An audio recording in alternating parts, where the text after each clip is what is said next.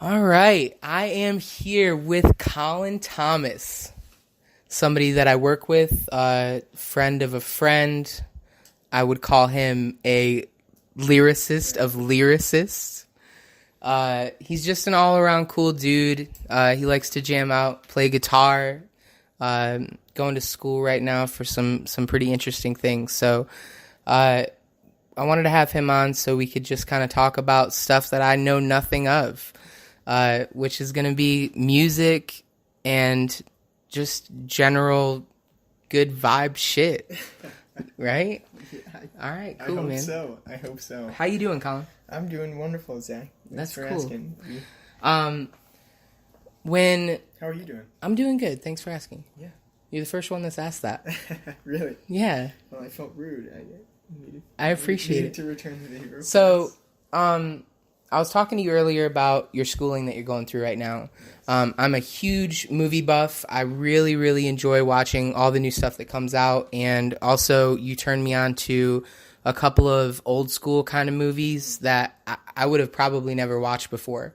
But you were doing music school first, is that right? Yes, that is correct. Music school. I did a semester in the music school about a year ago. I started a year ago there, did 6 months there. I studied classical guitar, which was incredible. And I also took theory and oral skills classes that were not so as incredible, I'd have to say. In oral skills? Yeah, it sounds maybe like it sounds a little provocative, but Yeah. It was more like practicing singing, practicing being able to sing notes that were on a piece of paper. Was this like improv, or there was someone not improv? No, very, very opposite of improv. So, for example, I mean, I'd come in on some mornings and we'd just begin with we'd sing a major scale like do re mi fa sol la ti la sol fa mi re do, and then it got pretty. That's just a warm up, right? Yeah, exactly. It's something like that to warm up or whatever. But we got to where we'd be doing like, we'd have to sing the syllables like sol ti la fa mi da da da, and I just couldn't keep up with the singing the solfege is what it's called, syllables as I was. I mean, it just got pretty intense, and I was not ready for that. I tested out of. You're supposed to take a beginner intro class, or at least pass this test before you go into theory and oral skills. A lot of students who start as a freshman have to take the beginner class, I guess the intro to theory, and I tested out of that somehow. I think it was kind of a fluke.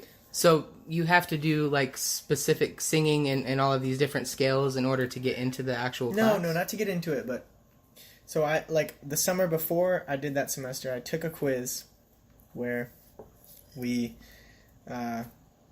looked at a time signature written on a musical sheet. It might say like, if it just said like 4 or a constant time or something, we were supposed to know that was just a straight 4 beat, like 1 2 3 4. Okay. 1 2 3 4.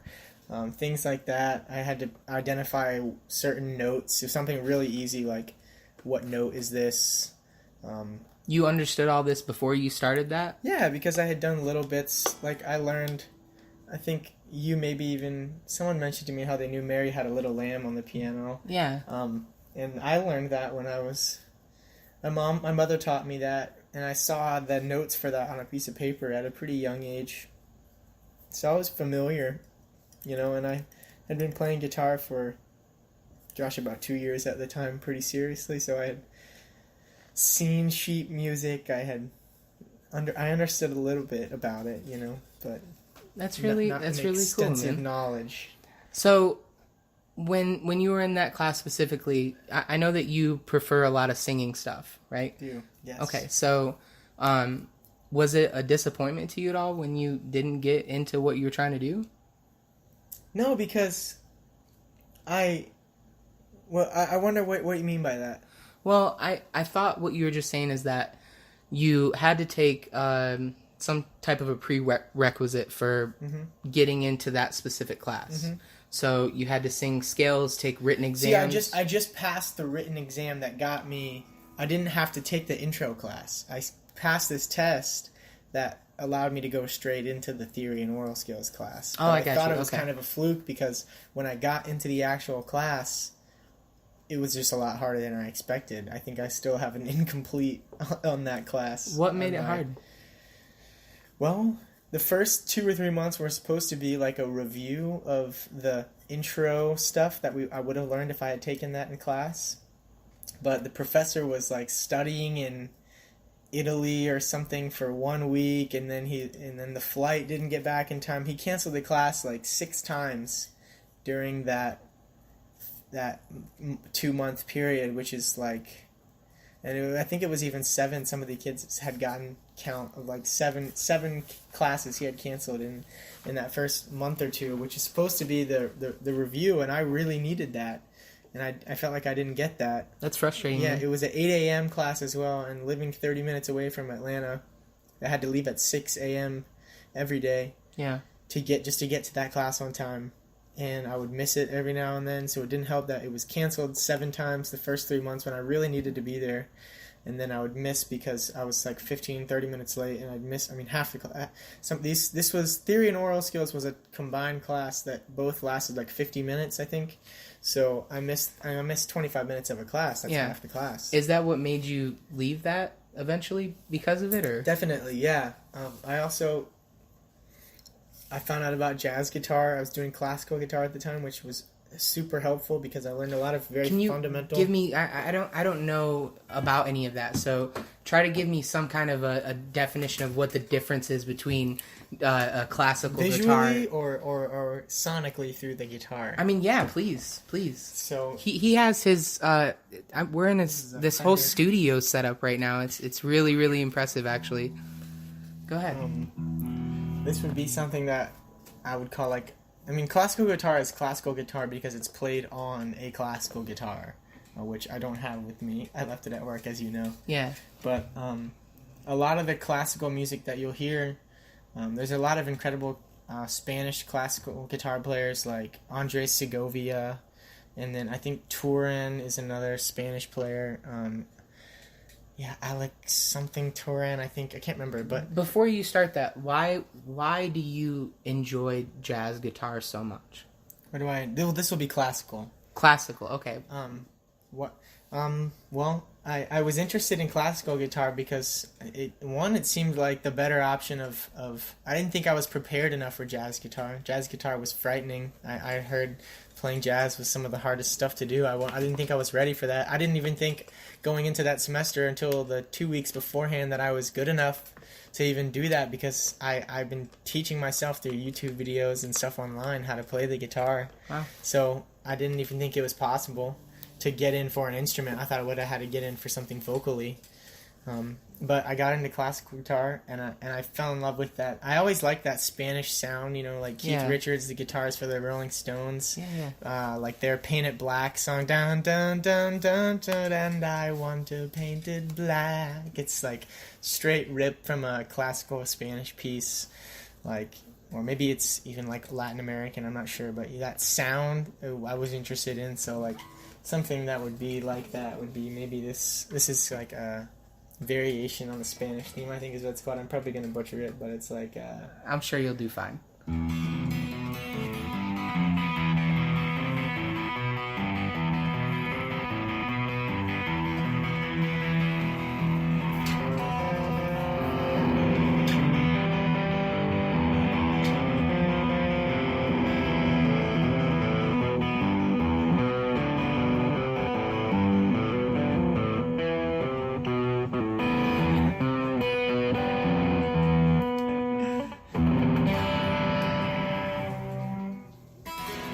How cool! I butchered that. No, you didn't butcher that. It sounds fantastic. What is that called right there that you just did? Well, up until I didn't play the end right, it would have been the variation on a Spanish theme, just like a simple song that's taught to people who are trying to study classical guitar. Did you learn what you just played right there from just listening, or is that something that was on a lot of sheet music? I was taught and a little bit coached through. I definitely was like I was expected to learn the pieces on my own because I was a music student. You know, I was given the pieces, and my professor would help me with areas that I was uncertain of and show me how to become certain of them if I, and explain to me why I was having trouble with figuring out a certain thing or whatnot. He's there to coach you on everything that you're doing. Right. Yeah. So, but I definitely prefer to learn things by ear usually, even though it's not the ideal method because you forget it easily. You don't see the structure in front of you, which is what music can give you when it's on paper. I think that everybody has their own learning curve for things, right? Mine is just doing things repetitively over and over and over again so I can figure out how to best do it for myself. It probably won't be like somebody else does, but what you're doing is you're hearing sounds, right? You're so in tune with what you're hearing that's being played on YouTube or an album, for example, John Mayer or something like that. You're listening to these specific chords and you're just recreating them and doing them on your guitar by just listening to it. Yeah, definitely now, especially with chords, yeah, I can do that. Like today, I wanted to learn Here Comes the Sun by the Beatles. Yeah. I'd heard it a million times over, and I just figured out the chords just by picking out a few that I thought might be it. I could tell if it's a major chord and it sounded happier. I could pick a major chord, and by playing the diatonic chords of like the C major scale, I can kind of feel out where the feeling of the song goes, or just by trial and error. But for a while, I couldn't do that. I could always do that with notes, though. I could always take the melody of a song, whether it be like Bailando by Enrique Iglesias. I think it starts like dun dun dun dun dun dun. I could take that and play that on the guitar like something, maybe not in the key I just sang it, but like something like.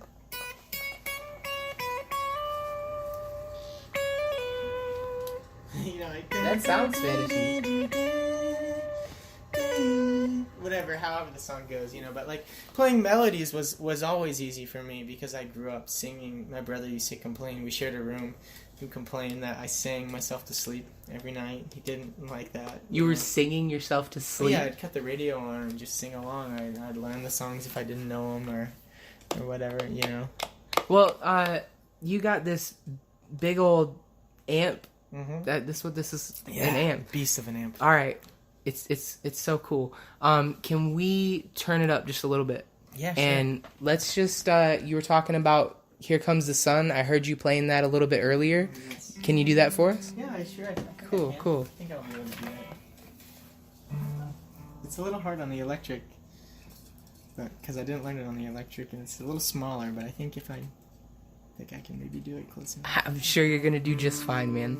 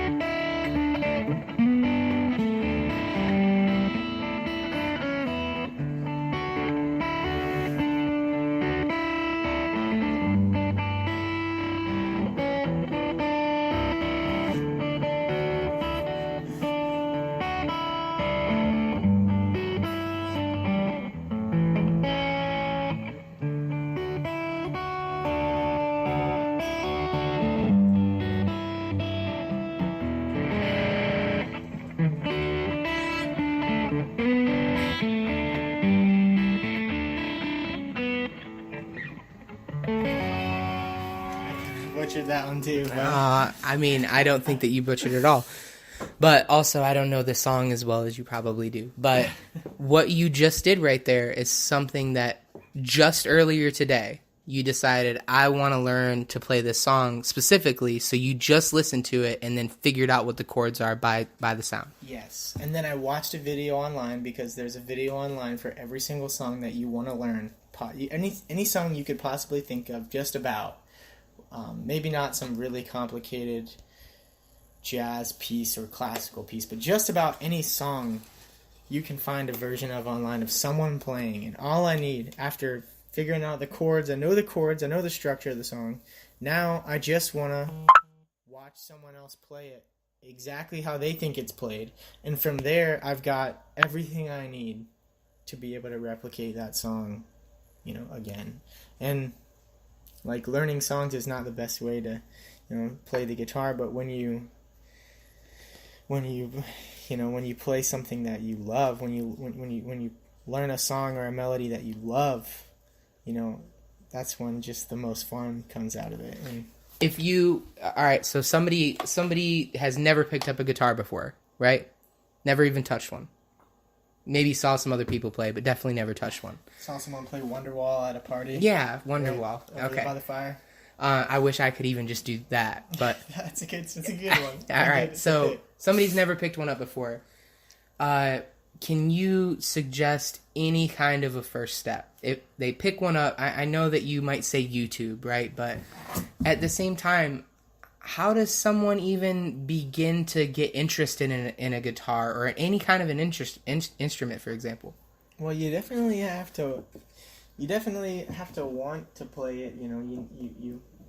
You have to see that video. You have to pick it up. You have to at least pick it up again first. You have to just try at least, and then once you make the decision that I want to do this, I want to try and learn something on the guitar. I think the most important place to start, and I hear other people who are far more knowledgeable on this subject than me say all the time, that the most important place to start would be to learn the major scale in all of its entirety, forward, backward, inside out, left, right. What is the major scale? On the guitar. And the major scale is for a long time, the only, that was the source of all music. For a long time, the Catholic Church, I believe, or I think it was the Catholic Church, outlawed anything other than the major scale. Pretty much, you could only play songs that were happy. You could not do anything other than that. And so the major scale is the most popular. It's what I sang at the very beginning. It's do. Wait a second. Not getting any sound. It's do re mi fa sol la ti do ti la ti da ding ding ding ding ding ding ding ding ding re mi fa sol la ti do ti la sol fa mi re do. Okay, so the Catholic Church is saying they don't want anybody playing rock and roll, or jazz or anything. The Catholic Church or whoever it was, I'm not sure if that's correct, but they it was just wrong. It was again the same way, when in Great Britain, when people, just 50 years ago, people were homosexual, they gave them this medicine that practically killed them, to try and suppress their homosexuality. It's just for a long time, maybe the major scale was probably so important because that's about where everything started, where music started. So when someone decides to say, oh, if I change this scale up, I can play something that maybe doesn't make me feel happy. Maybe I can play the minor scale. Maybe I can do this and I'll feel sad.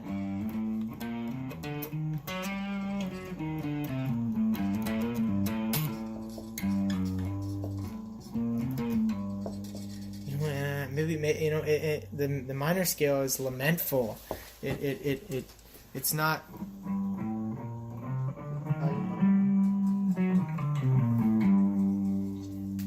It's saddening. It's. So, are there multiple different scales that are recognized by professors, for example, or? Oh yeah, absolutely. Oh my gosh! I mean, there's all kinds of scales. I remember, about 2 years ago, I read an article of Derek Trucks from the Tedeschi Trucks band. They're like a blues, folk, soul jam band of 15 people, led by a husband and a wife, Derek Trucks and Susan Tedeschi. They are incredible musicians, both incredibly talented. And Derek Trucks, I remember him saying he had a breakthrough in his playing whenever he took a class at a college, or sat in a class at a college where they started talking about these like Hindu quote unquote scales and Arabic scales and like just all these other scales and sounds that you could get from just maybe changing one note of the scale, you know. And so that got me interested in wanting to learn something like an Arabic scale. And like maybe to give you an example of something like that would be this. And I'm not exactly sure of the theory behind it, but the sound that you get when you play this collection of notes right here that you can, find a pattern of online sounds like.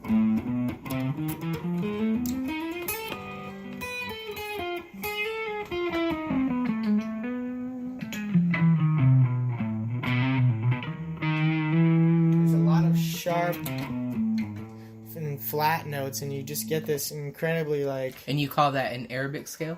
I'm not exactly sure what to call it. It could be, you also get similar sounds from something like a melodic minor scale, which would be like.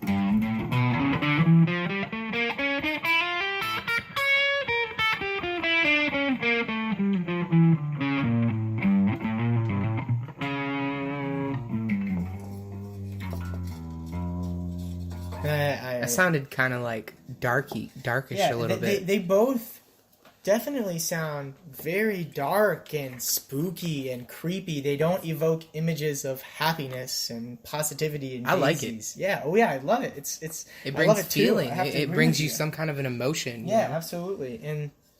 And so, like there definitely are all kinds of scales like that are acknowledged by professors. The most important being the major and minor scale, and then the harmonic minor and the melodic minor. They're very different. I just heard the harmonic thing a little bit for the first time the other day from somebody on YouTube, and then you tried to explain to me what it was. I still don't understand it very much, but I really like the sound of that, and please play that so we can hear it, and then maybe you can give me a little bit more information about it. Well, the harmonic minor scale is something different, but harmonics on the guitar are something incredible. And I'm not exactly sure if I'm correct about this, but like when I play over on the guitar, at a certain point when you get to 12 frets, you've reached the end of the chromatic scale, and you get to the same notes again that you would get if you just played all the strings open. If you just played all the strings on the guitar without touching anything else, you'd play E, A, D, G, or E, A, D, G, B, E. You'd play those 6 notes. Okay. And when you get to the 2 dots, you're playing those same 6 notes again. But if you just hover your finger over the metal fret, and you just pluck the string at a certain point around the pickup, you get.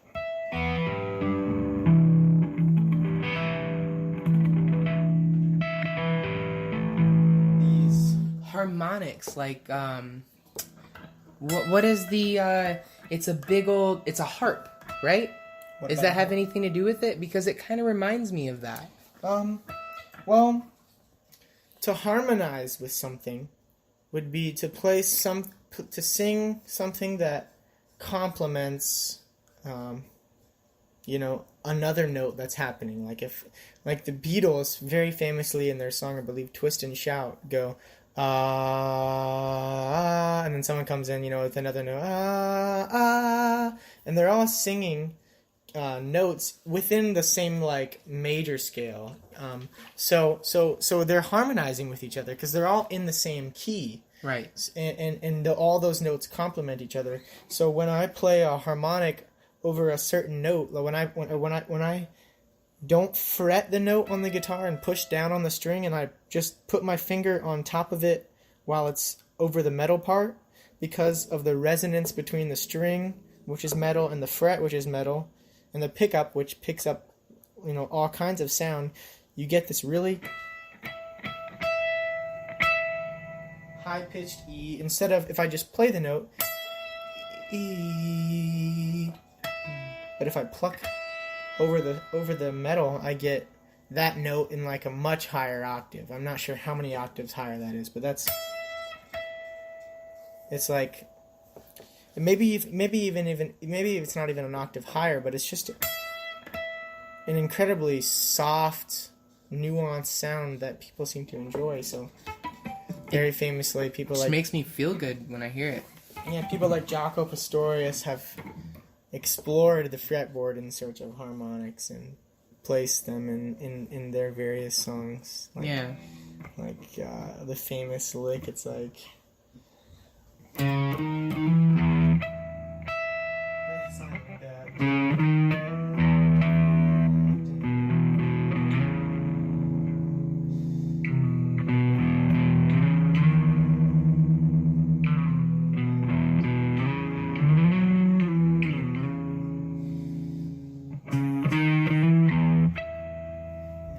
Just throws these little harmonics into his songs, and So he's taking much higher up on the guitar's neck and then moving down to the bottom. Yeah, and without even he's creating a range for the instrument beyond the fretboard. Was what he did. He created a range of sound beyond just the notes that you could fret with your fingers. What was his name again? Jaco Pastorius. He's an incredibly famous bass player. He played the electric bass, specifically the Fender Jazz bass. That's cool. And he pioneered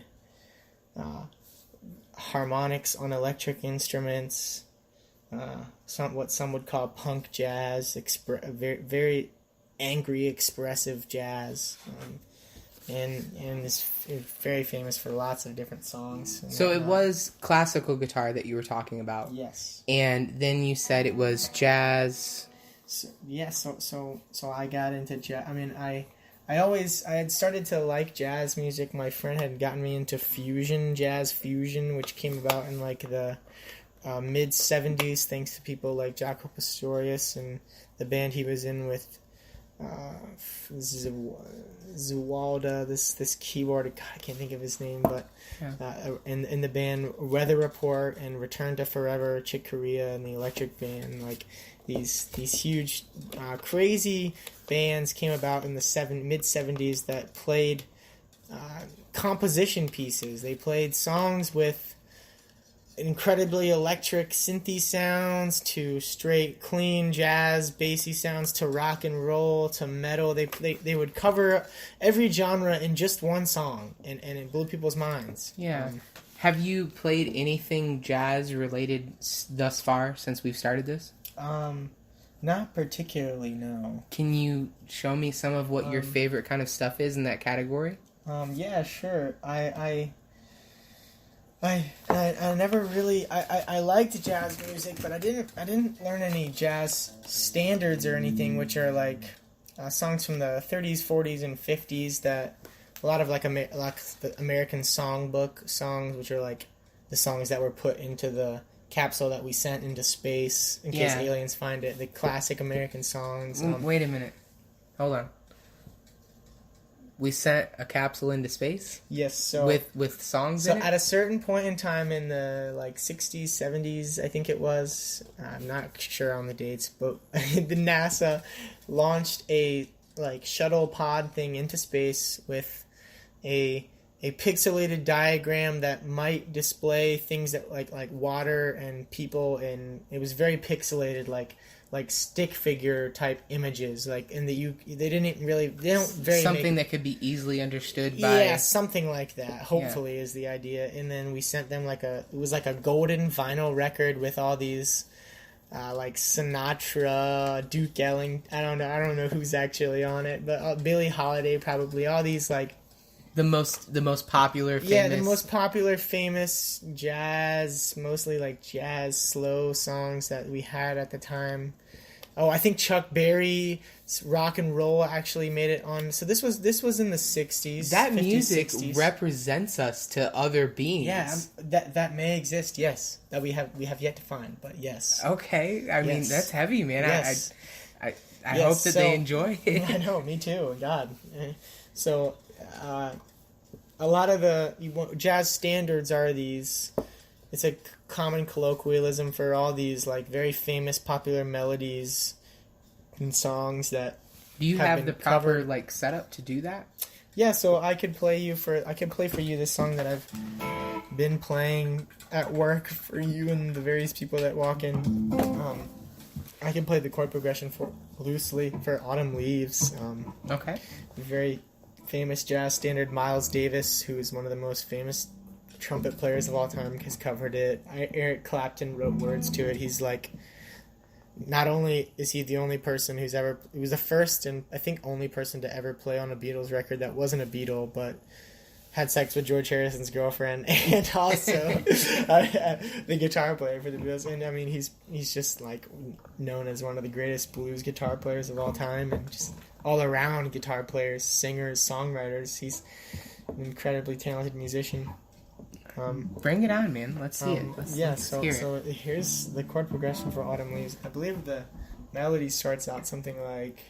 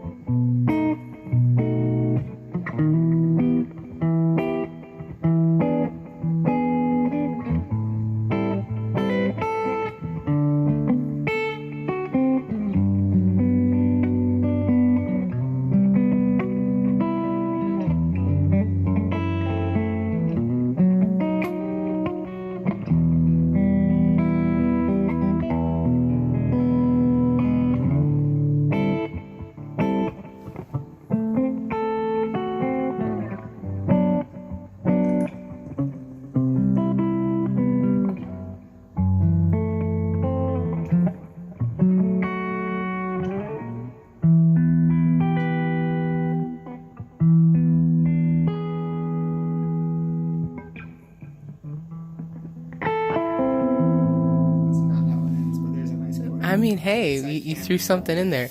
That's extremely relaxing. The sound of that, it just puts me in a good place. A few beers after we started recording this, and I wasn't very prepared, but that's okay. That's okay. That specifically that you just played, that's just called jazz in general. That's called Autumn Leaves, which is a very famous jazz standard. And again, I butchered it, but well, not the song itself, but the genre of music.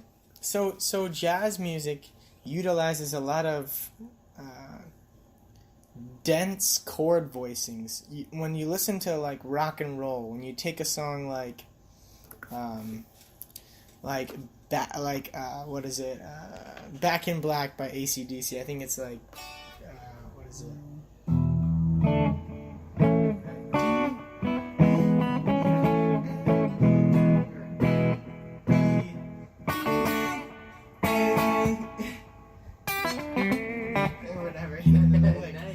Whatever.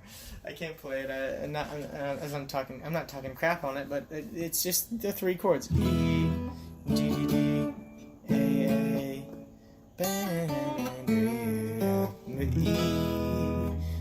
D, A. Same chords. It gets boring. So that's simple. After a while, is what you're saying. It's not that it's. I mean, I guess it's simple, but it is simple, I guess, in comparison to some of the chords that you play in jazz. But that doesn't make it bad. It just makes it maybe not as fun to play if you're looking for a challenge or you're just looking for something different, And after a while, I just got tired of playing the same. You're playing A, D, C, G, the same. Just major and minor voicings for everything. I would certainly call that growing as an artist or as a person who just enjoys playing on an instrument. You're going through progression. You're going through change. You wanna give yourself new challenges so you can get better. And at the same time, I imagine doing something repetitively like that is probably really monotonous and numbing. So I think that it's really important in a lot of aspects in life to branch out on things. especially when it comes to music. And jazz music definitely has done that for me. And it's not that you just have to listen to jazz standards or you have to play jazz is a style of playing. You see, like, a lot of people just associate the saxophone with jazz, which is I definitely do.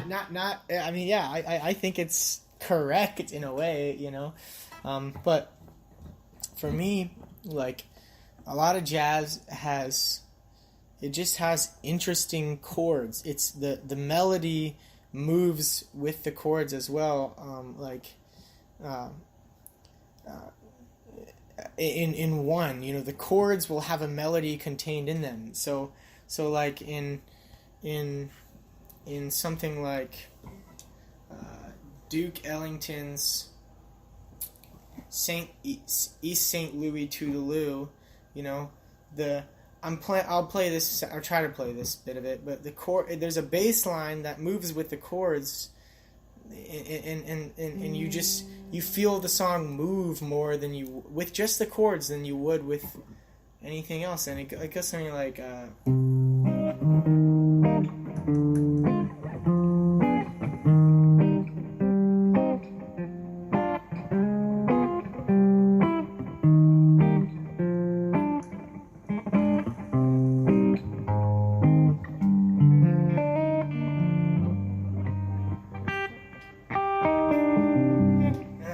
So I heard what you're talking about there. It was you were doing bass, but you were also, is that called plucking?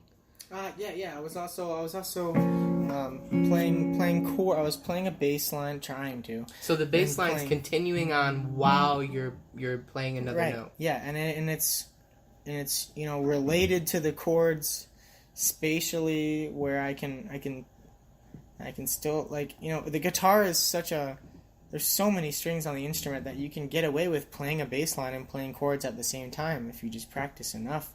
It's hard as crap. I still can't even do it.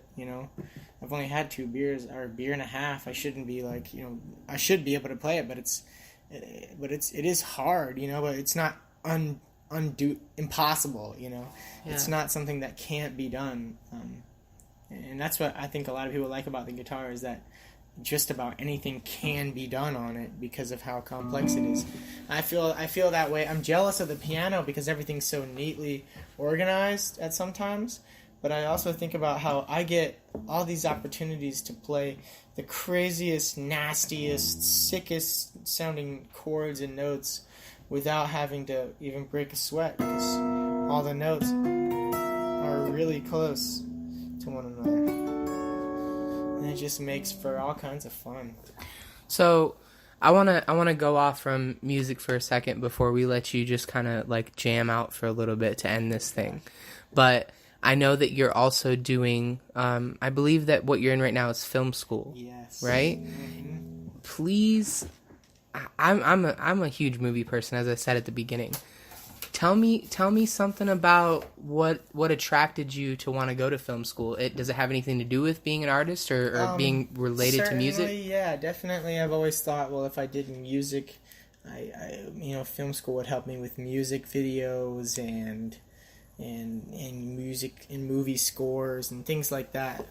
But I've always been a singer, but I never really cared to make money doing that. And I knew people enjoyed me singing, so I would just, I'd do it for myself all the time and for other people whenever I had the chance. But I never thought I want to make a career out of this because it seemed impossible, And I had an outlet for it for so long in church, and I still do, because my dad's a pastor. I help out with things like that, but.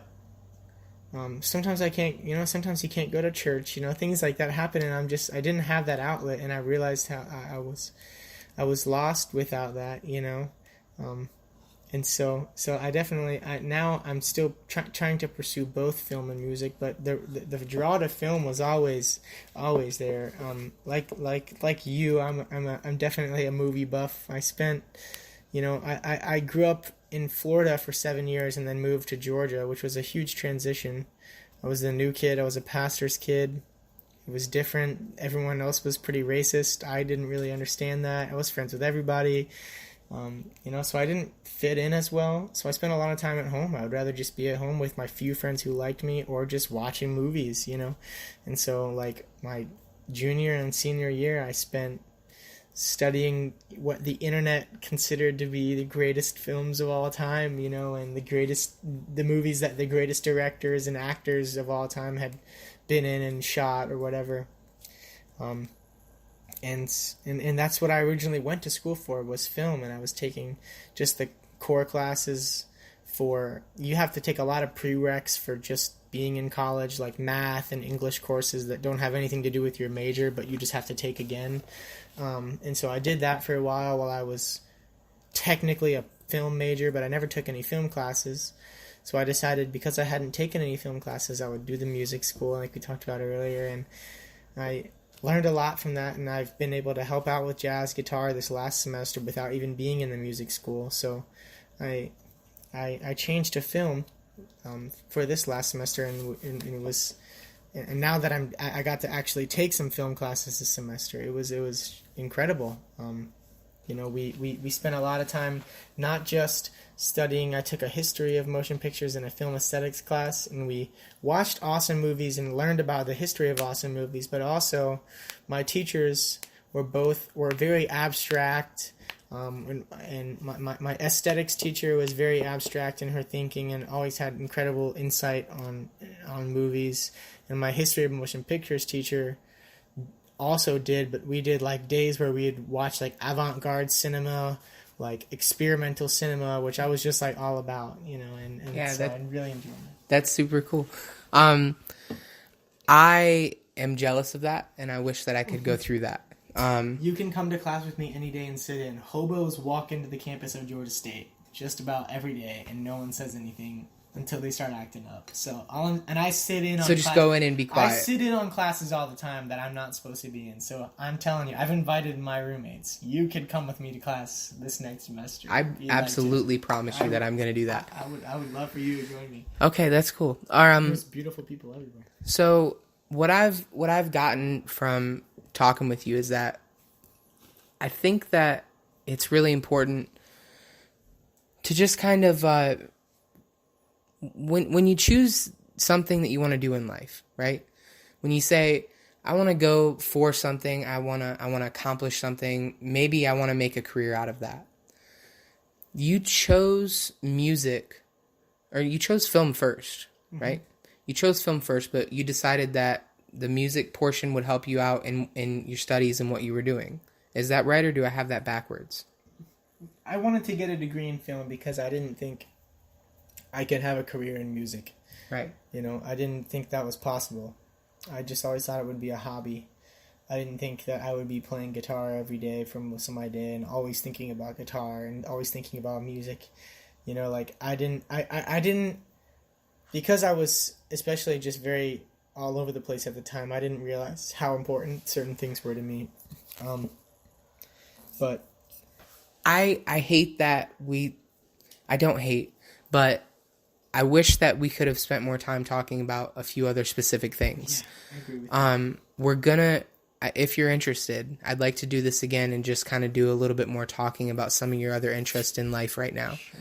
That'd be really cool. I think I'm a talker, obviously. Yeah. Put a few years in me, certainly. I've got 1 whole minute left. Yes. And I would really like it if you would just choose whatever you want to play for the next 60 seconds to just kind of lead everybody out. How about we let him hear the loop? Let him hear the loop? Go ahead, man. I think so. You got 60 seconds to go.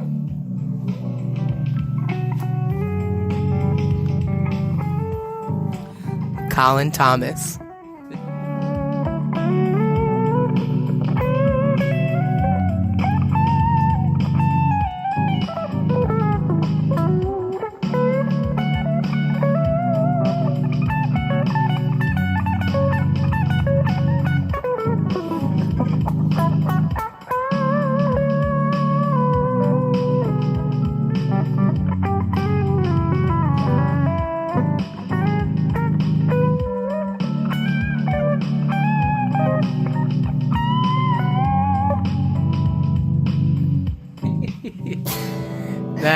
Nice. Thanks so much for listening, everybody. I appreciate it. Thank you, Colin.